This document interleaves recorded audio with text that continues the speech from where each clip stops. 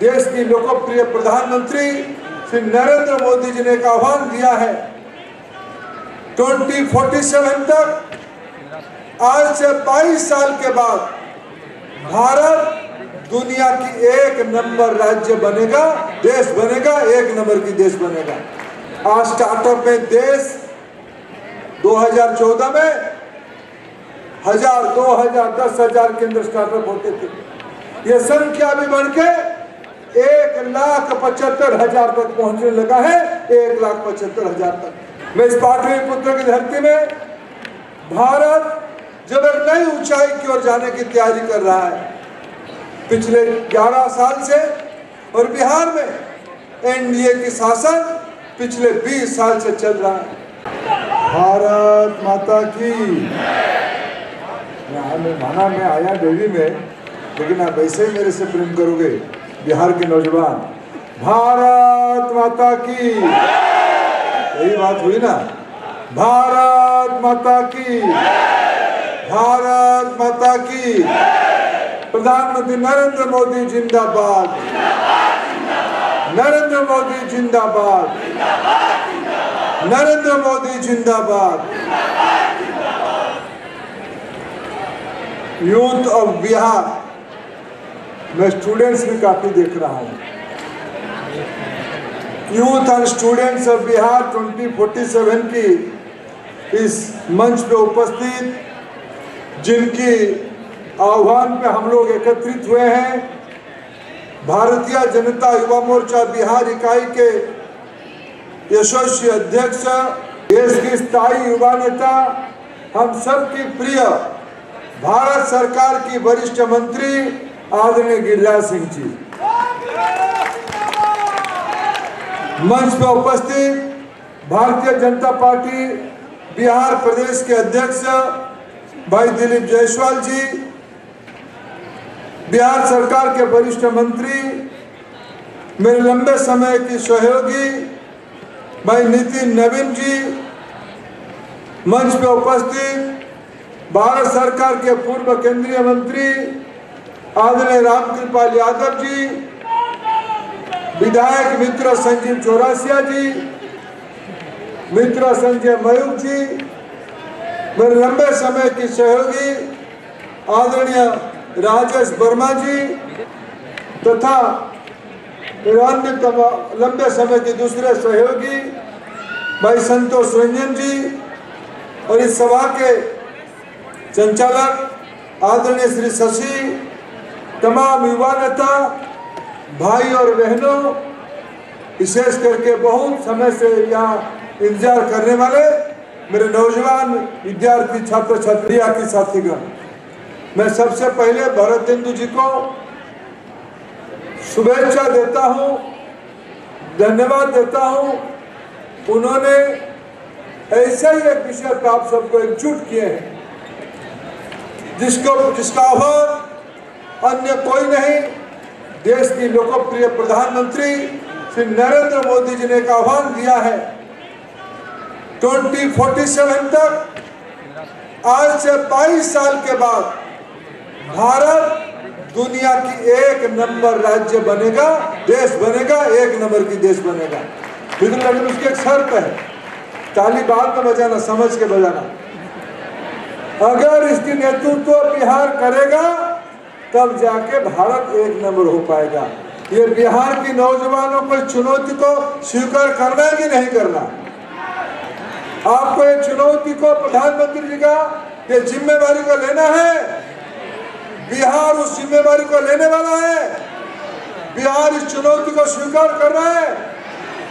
मित्रों, बिहार केवल आज नहीं, मैं 2025 में 2047 की यात्रा में आपके सामने बात नहीं रख रहा हूं। भारत की प्राचीन सभ्यता में भारत की कोई नेतृत्व किया है तो बिहार ने किया है, मगध ने किया है, पाटलिपुत्र ने किया है।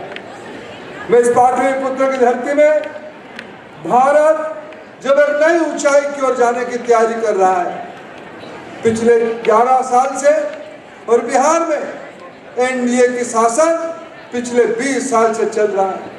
2005 से 25 तक एनडीए की नेतृत्व लंबे समय तक आदरणीय नीतीश कुमार जी के मुख्यमंत्रित्व में और पिछले 11 साल में भारत में प्रधानमंत्री नरेंद्र मोदी जी के नेतृत्व में आज हम दिन रात एक करके बिहार को, देश को नई ऊंचाई तक ले जाने के लिए काम कर रहे हैं। और उसके आगे बिहार की दायित्व है, बिहार की युवा नेतृत्व है। ऐसे एक महत्वपूर्ण विषय पर आप लोगों को एकत्रित करने के लिए मैं फिर एक बार भरतेंदु जी को धन्यवाद देता हूँ। मित्रों, मैं लंबे समय तक आपको इंतजार करना पड़ा। मैं अभी पटना IIT की कन्वोकेशन में भाग लेकर यहाँ आपके पास आ रहा हूँ। मित्रों, दुनिया की जिस प्रकार की परिस्थिति है, सारे दुनिया की लोग, विशेष करके गरीब देशों के लोग भारत की ओर देख रहे हैं। भारत की नौजवानों के अंदर उनका अनेक भरोसा है। उनकी भरोसा भारत की टेक्नोलॉजी के ऊपर है, भारत की मेहनत के ऊपर है, भारत की इनोवेशन के ऊपर है, भारत की हिम्मत के ऊपर है। क्योंकि भारत की नौजवानों ने पिछले 2 दशकों में अपना पराकाष्ठा दिखाई है। पिछले बीते 11 साल में जब से प्रधानमंत्री देश की दायित्व संभाले, एक नई वातावरण बनी है, देश में नई वातावरण बनी है। आज स्टार्टअप में देश 2014 में 1000, 2000, 10,000 के अंदर स्टार्टअप होते थे। ये संख्या भी बढ़ के 1,75,000 तक पहुंचने लगा है, 1,75,000 तक। भारत के नौजवान अनेक मात्रा में नौकरियों के ऊपर निर्भर करता है, लेकिन आज भारत के नौजवानों की आंखों में सपना आने लगा है, हम नौकरी देने वाले में बनेंगे। हम जॉब के पीछे नहीं भागेंगे, हम जॉब सीकर नहीं होंगे, हम जॉब क्रिएटर होंगे। टेक्नोलॉजी को माध्यम करते हुए वो दिन दूर नहीं है, बिहार की नौजवान दुनिया के साथ टेक्नोलॉजी के माध्यम से व्यवसाय करेगा, दुनिया को बिहार से उपजी हुई चीजों को भेजेगा और दुनिया से अच्छे चीजों को बिहार में बैठ के, पटना में बैठ के बिहार के गांव देहात तक पहुंचाएगा। ये पटना के नौजवान करेगा, बिहार के नौजवान करेगा।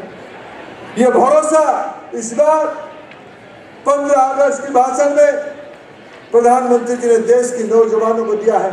मैं आप पे भरोसा कर रहा हूँ, ये प्रधानमंत्री जी कहते हैं। मैं आप पे भरोसा कर रहा हूँ, आप भरोसा रखिए, आप आगे बढ़िए, मैं आपके साथ सदैव खड़ा रहूंगा, चट्टान की तरफ खड़ा रहूंगा। तो देश ने अनेक प्रधानमंत्री को देखा है, सबने अच्छा काम किया है, लेकिन इतने मात्रा में नौजवानों का हितैषी, नौजवानों के लिए समर्पित, नौजवानों के लिए मेहनत, प्रधानमंत्री ने कहा है मेरे सरकार देश की नौजवानों के लिए समर्पित है, देश की महिलाओं के लिए समर्पित है, देश के किसानों के लिए समर्पित है, देश के गरीबों के लिए समर्पित है। इसी बजट में प्रधानमंत्री नरेंद्र मोदी जी की सरकार ने प्रधानमंत्री विकसित भारत रोजगार योजना का घोषणा किया है। हर एक नौजवान जो निजी क्षेत्रों में काम करेगा, प्राइवेट सेक्टर में काम करेगा, सरकार काम करोगे प्राइवेट सेक्टर में, प्राइवेट सेक्टर को एक अवसर दिया गया है। आप एक नौजवान के लिए रोजगार बनाओगे तो भारत सरकार अपनी तिजोरी में 15,000 रुपया उस नौजवानों के बैंक के खाते में सीधा सीधा पहुंचाएगा। यह पहली बार देश में प्रधानमंत्री नरेंद्र मोदी जी की योजना से बन गई है। मित्रों, आज देश की अर्थनीति जैसे जैसे आगे बढ़ रहा है, देश की नौजवानों की ताकत भी ऐसे ऐसे बढ़ रहा है। आज नौजवान खेल में, नाटक में, संगीत में, संस्कृति में, विज्ञान में अपना पराकाष्ठा दिखा रहा है। मैं आह्वान करने आया हूँ, बिहार के छात्र, बिहार के नौजवान सदैव केवल अपने बारे में नहीं सोचा है। अगर 50 साल पहले बिहार के नौजवान, मैं बहुत पुरानी बात नहीं कह रहा हूँ, मैं गांधी मैदान के परिसर में खड़ा हूँ। 50 साल पहले देश में तत्कालीन प्रधानमंत्री श्रीमती इंदिरा गांधी देश की लोगों की अधिकार को छीनने का कोशिश किया था। देश की जनता ने आंदोलन किया था और यह आंदोलन शुरू हुई किसी गांधी मैदान में, नौजवानों के नेतृत्व में, विद्यार्थियों के नेतृत्व में। आज 50 साल के बाद मैं फिर आपको याद दिलाने आया हूं। परिस्थिति बदली है, भूमिका आपकी बदली है, लेकिन आपके लक्ष्य समान है। देश के लिए आपको जिम्मेवारी लेना पड़ेगा।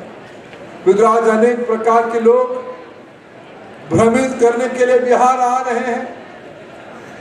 कांग्रेस पार्टी की ओर से एक अपप्रचार देश भर में करवाया जा रहा है वोट चोरी का। उनके साथ यहाँ के अराजकता फैलाने वाले लोग आरजेडी के लोग साथ में हैं। दोनों लोग आरजेडी और कांग्रेस वाले घूम के ये कह रहे हैं कि हम वोट चोरी को रोकेंगे। मैं बिहार की नई पीढ़ी के लोगों को आज आह्वान करना चाहता हूं। ये विषय आपके लिए सहज है। आप ChatGPT को पूछिए, आप ग्रोक को पूछिए, आप कोरा को पूछिए, आप गूगल में जाइए और थोड़ा पूछिए पिछले दिनों में बिहार में वोट चोरी करने का काम किसने किया। जो लोग बिहार के वंचितों को, आदिवासियों को, दलितों को, पिछड़ों को वोट देने नहीं देते थे, वो हाथ में भी संविधान की किताब लेके घूम रहे हैं क्या वोट चोरी को रोकेंगे। पिछले दिनों में जो लोग बंदूक बम के माध्यम से पटना जैसे शहर में भी गरीबों की वोट चोरी किया था, वही लोग अभी छद्मवेश में फिर बिहार में घूम रहे हैं हम वोट चोरी रुकेंगे। हम आपके माध्यम से बिहार की जनता के सामने ये प्रश्न रखना चाहते हैं। बिहार की जनता को जिम्मेवारी लेना पड़ेगा। क्या इस बिहार में मैं नौजवान को पूछना चाहूंगा, बिहार की संचालित होने के ऊपर अधिकार बिहार के नौजवानों की है या बांग्लादेशियों की है? किसकी अधिकार है, बिहार या बांग्लादेश? ये यहाँ की पानी के ऊपर अधिकार किसकी है, बिहार ना बांग्लादेश? यहाँ की खेतों पे किसकी जोतने के अधिकार है? यहाँ की नौकरियों पे किनके अधिकार है? यहाँ की मजदूरी पे किनके अधिकार है? मित्रों, किनकी वोट कटने वाला है? आपको प्रमाण दिखाना पड़ेगा। देश कोई धर्मशाला नहीं है, कोई खैरात बांटने वाले हम लोग नहीं है। हम मेहनत करेंगे तो अपने ही लिए करेंगे, अपना देश को दुनिया की एक नंबर देश बनाने के लिए करेंगे, हमारे राज्य के विकास के लिए करेंगे। ये वोट चोरी की नारा लगाने वाले कहे, क्या यहाँ रोहिंग्या को रहने देना चाहते हैं? क्या बांग्लादेशी को यहाँ वोट बनवाना चाहते हैं? क्या बिहार के नौजवान उस चुनौती को स्वीकार नहीं करेगा? इस भ्रम को दूर नहीं करेगा? करेगा कि नहीं करेगा? करेगा कि नहीं करेगा? क्या हम अपने अधिकार के लड़ेंगे कि नहीं लड़ेंगे? यही तो विषय है। जो छद्मवेश में नकली लोग बिहार के विकास को बाधा देना चाहते हैं। कल मेरा संपर्क बिहार से बड़ा टूट है। मैं लंबे समय तक बिहार की राजनीति से भी जुड़ा हूं। मैं सालों तक यहीं रह के राजनीति की कार्यकर्ता के रूप में काम किया है। मैं कल बहुत साल के बाद पटना आया, पटना की एयरपोर्ट देखा। मैं प्रधानमंत्री नरेंद्र मोदी जी को बिहार वासियों की ओर से, देश की ओर से आभार प्रकट किया। आपकी दृष्टिकोण पटना आज नया रूप ले रहा है। पटना एयरपोर्ट उसकी उदाहरण है, उसकी साक्ष्य है। मैं सुबह आज टहलने के लिए जेपी गंगा सेतु में टहलने के लिए गया। मित्रों, मैं चुनौती देता हूं वोट चोरी के राग रहने वाले लोगों को, जो लोग बिहार के संसाधन को लूट के अपना तिजोरी भरते थे, गाय भैंस की चारा को चोरी करते थे, बिहार की जमीन को हड़पते थे। ये लोग जाके जेपी गंगा पर दिख के आए, तब उनको विकास का ध्यान में आएगा।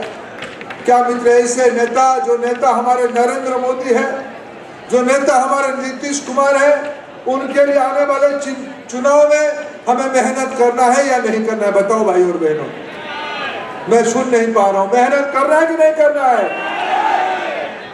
एनडीए की सरकार को दोबारा जिताना है कि नहीं जिताना है?